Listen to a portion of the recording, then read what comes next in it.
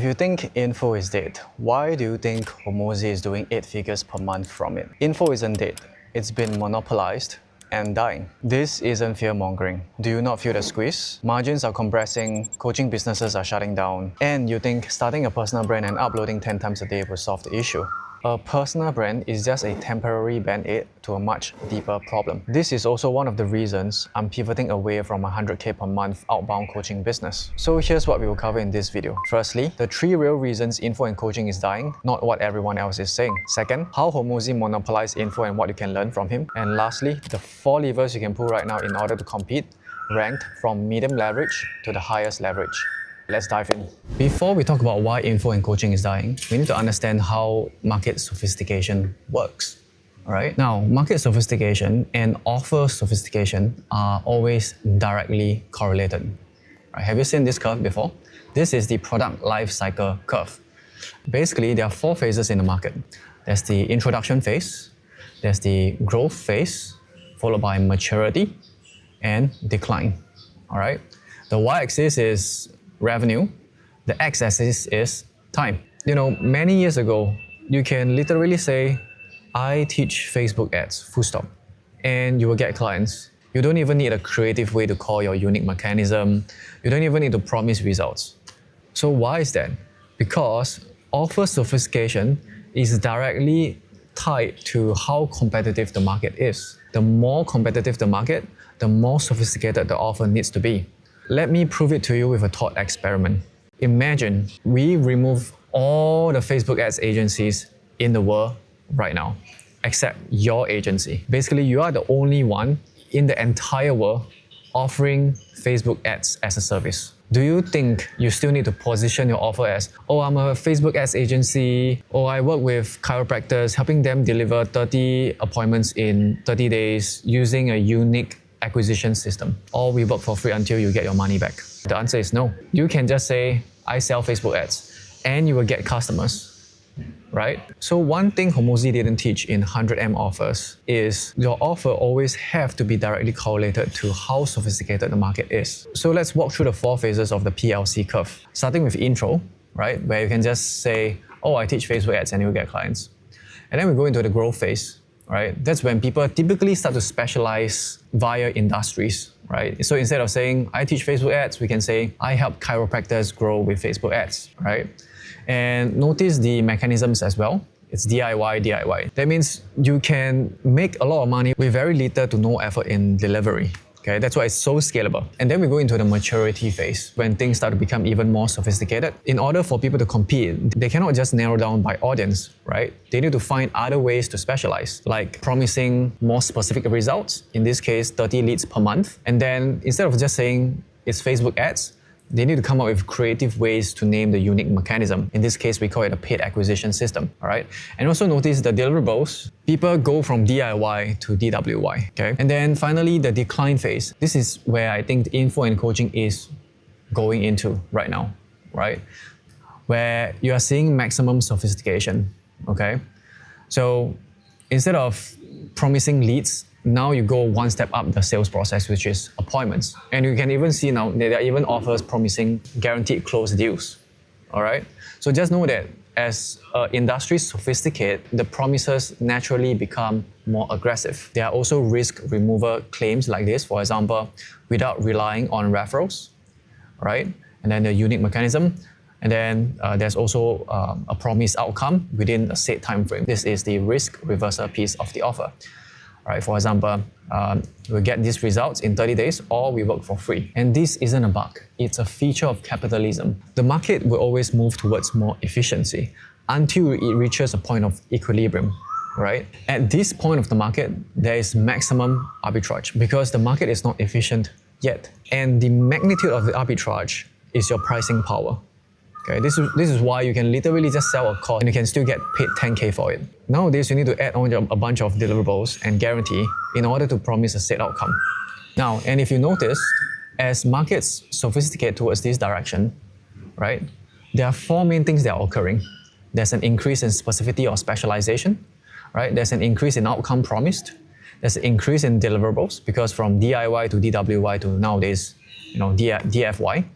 And then there's also an increase in speed of delivery. Now, when markets consolidate, right, it becomes a winner-takes-all environment. This is when monopolies, duopolies, or oligopolies form, right? And a lot of you might wonder, a monopoly is where the biggest player takes 100% and then everyone else takes 0%. That's not how monopolies work. It's more like 80, 15, 5, like you're seeing right here, right? And people like Ayman Ghazi, Alex Hormozi, they have 80% of the pie, right? And the rest of us, we are taking here, right? The 15%, the 5%, okay? Now, the two biggest signs of market sophistication are this. There's shrinking margins, and players also feel the need to deliver more while the price stayed the same. So if you think about it, you either pay with more delivery or your margin in a sophisticated market, right? Same price, 10 times the delivery. All right, so now you understand how sophistication works, right? Which is a feature, not a bug of capitalism. Let's talk about how Hormozi's genius monopolized the info and coaching market. Now, most of our offer structures look like that. We have a low-ticket DIY cost, right? Usually below $1,000. And then we have a mid-ticket, typically our core offer, which is like a DWY or partial DFY program, which we typically can charge 5K to 15K. Sometimes I even see up to 20K, 20 plus K for this. And then our highest ticket is typically more one-to-one or more DFY, where we can charge even higher prices like up to 30K. So this is where Hormozi came in. If you know Hormozi, he always preaches about starting from the highest level offer so that you can anchor that for lower tier options down the road. Which is why he came out with a genius idea. I'm going to make it so hard for people to have access to me in such a way where they must agree to give me equity in their company. And that's his first offer when he started acquisition.com. You could not just pay him 30K to get his coaching. You need to literally give him equity to get access to him. So his high ticket is his portco companies, and this is his price anchor. And then he saw a huge gap in the market. He saw that almost no private equity firms use media or content to get customers. So he thought, all right, I'm seeing the Mr. Beasts, Kylie Jenner, Logan Pauls of the world crushing it with media. I'm going to take this part of the market. So he introduced his free stuff, and he made his free stuff so good that it can literally compete with the high ticket offers of the rest of the guys in the industry, right? This is where it creates a value to cost disparity. Why would someone want to pay for your 30K program when they can just get it for free? So he started with his podcasts, followed by his free books, and then only recently he put his final move, right? And if you know Hormozi, he always think 10-year plays. And after so many years, he finally released his scaling workshops, and only recently ACQ Vantage as well, which is his coaching program. Take note, in order for him to succeed on such a high level, the sequence matters. Given his expertise, he could actually just started off with this, which is the fastest way to get cash. But instead, he launched this offer the last for very good reasons, which he had demonstrated flawlessly, all right? So yeah, the value to cost disparity is what I believe why so many coaches are struggling, because they can just get it for free from Hormozi. The last reason, which is not obvious, is AI. AI has commoditized info and productivity, okay? If this looks familiar, this is the value equation by Alex Hormozi. It basically says this: value equals to dream outcome multiplied by probability of success divided by time delay divided by effort and sacrifice. All right, and AI has solved this part of the equation, which is why information is no longer a moat. And take this from Alex Hormozi himself. Okay, go over to YouTube, look for this title, and go over to this timestamp. Right? You can even click on this, okay? And in his own words, this guy basically asked him, how do I protect my info business against AI? And his answer was, I would not. I would make as much as possible and then switch opportunity vehicles. So what should you do? Instead of solving for this part of the equation, you want to solve for this part of the equation, which is the time delay and effort and sacrifice piece. Okay, I'll explain that in a second. These are the 4 levers you can pull, ranked from medium leverage to highest leverage. The first lever is obvious, which is start a personal brand, which everyone is doing right now, and for very good reasons. And in my opinion, it is not the highest leverage lever you can pull. Let me prove it to you with a thought experiment. In the next 1 to 2 years, everyone will get good at the content game. The same way everyone got good at direct response marketing in 2020. When that happens, personal brand stops becoming an age. It becomes the baseline, all right? Look at these sticky notes right here, okay? This is right now, 2026. Everyone is picking up media skills. Hooks, open loops, storytelling, pacing, editing, distribution, strategy, etc., right? And then fast forward to the maybe next 1 to 5 years, this is the obvious thing to do, right? You leverage your personal brand to sell info. And the thing with info is it is very hard to get clients good results at scale. And because of info as a business model, most people will get bad results for their clients. And you might think, bro, you can just build a better product, right? But that doesn't fix the issue. In a scaled info business, an inferior product isn't a bug, it's a feature. Okay? And when that happens enough, the industry will equalize again and conversions and margins will compress despite personal brands. So it'll be like the direct response marketing of today. Now, with a huge caveat, if you have a masculine offer for the feminine audience, right? Shelby Sapp and Maria Wendt, right?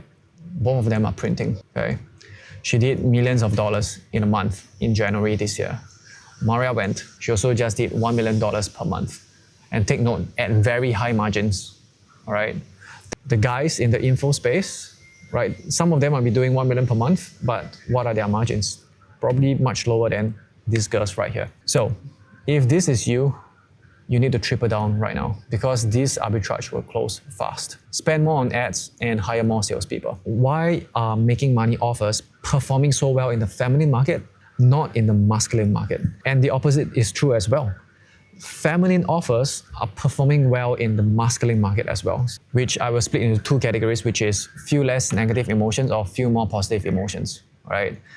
In the few lesser negative emotions category, we have, for example, overcome addiction offers like quit porn, quit smoking, quit alcohol offers, right?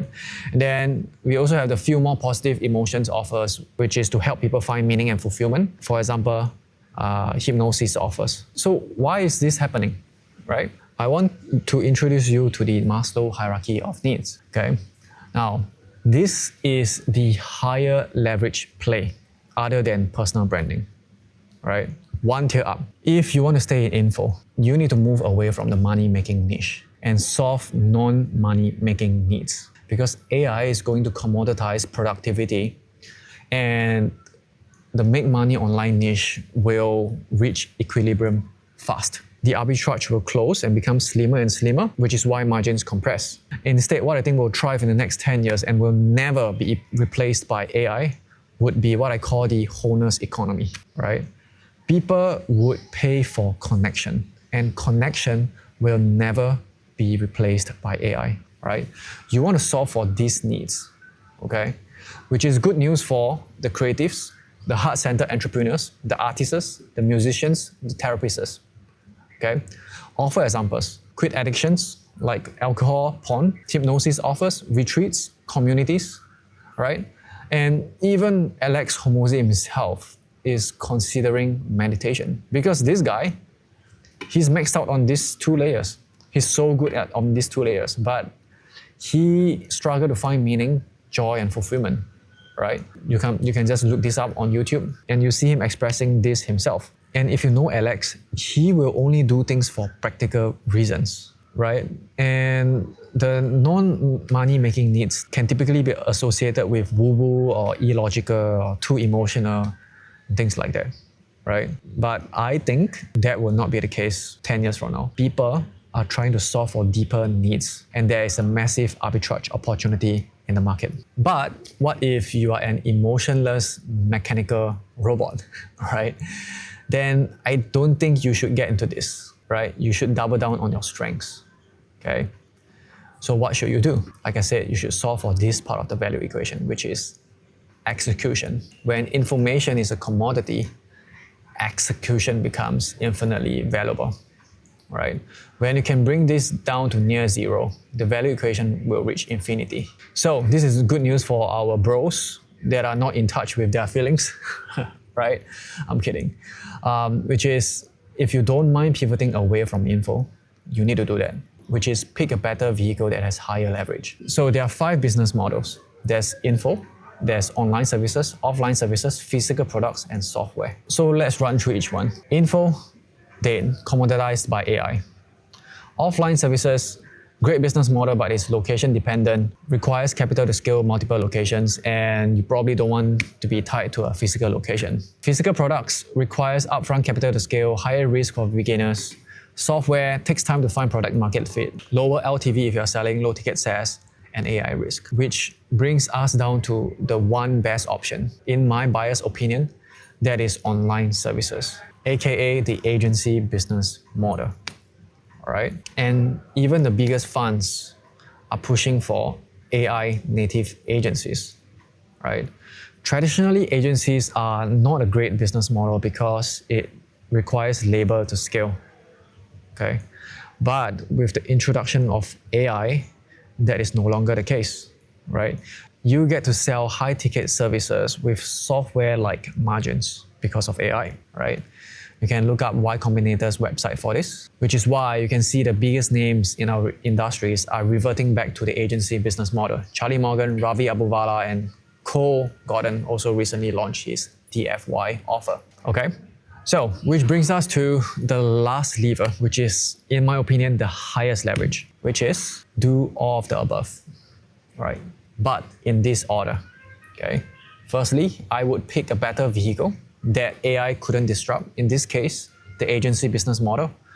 Or, if you want to stay in info, solve non-money making needs. And again, if you are at your core not heart-centered, right? You haven't done your inner work or faced your own dark night of the soul, I don't think you should pivot to this because you end up getting clients' bad results and it might not feel meaningful for you. I would encourage you to think of your business as a 10-year play, right? Think long-term. Don't go for quick cash grabs anymore. And actually, this is one of my biggest regrets when I first started out, right? For me, I am naturally heart-centered. I face my dark night of the soul. And solving non-making money needs is something I'm personally very passionate about, right? But there are some people who cannot relate to that, right? They are more mechanical. And that's fine, that's not a judgment. Then you should double down on your strength, which is going all in the execution economy. All right, and then the second thing you need to do, this should be number 2, after you do this, is you should operate your business like a media company. This is the bare minimum. And if you have a make money offer targeting the female audience, you still have time. Although the gap is closing down fast, you should maximize ad spend and hire as many salespeople as possible. Let me tell you a quick story. Back then, when I was operating my 7-figure run rate outbound offer, I was only doing cold emails. Okay, we did 100K per month with just cold emails. And that is my biggest regret. I would have made way more money if I spent on ads, at least 5 times more than I have right now. So if you're running an offer when there's still huge arbitrage, you should double down, you should go hard. And to recap, the 4 levers you can pull, number 1, starting a personal brand, followed by, if you want to stay in info, solve non-money making needs and enter the wholeness economy. Followed by, if you don't mind pivoting away from info, pick a better vehicle, and the best vehicle, in my opinion, is the agency model. Followed by the highest leverage, which is doing all of the above in this order. If you enjoyed this video, do consider hitting a like and subscribe to this new channel. And if you want a copy of this whiteboard, click on the link in the description, enter your email, and I'll send it to you.